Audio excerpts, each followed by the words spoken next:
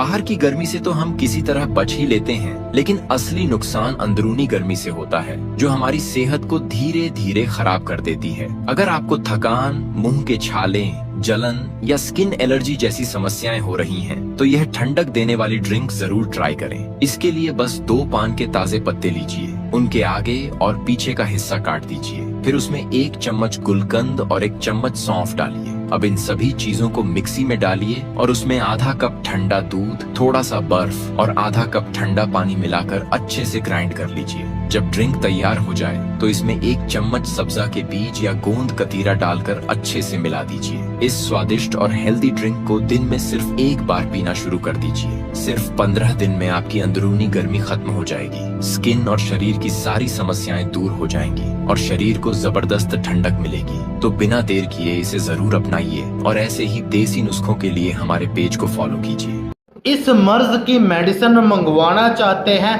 तो हमसे जरूर रब्ता करें। वीडियो को लाइक करें, चैनल को फॉलो करें और वीडियो को आगे जरूर शेयर करें।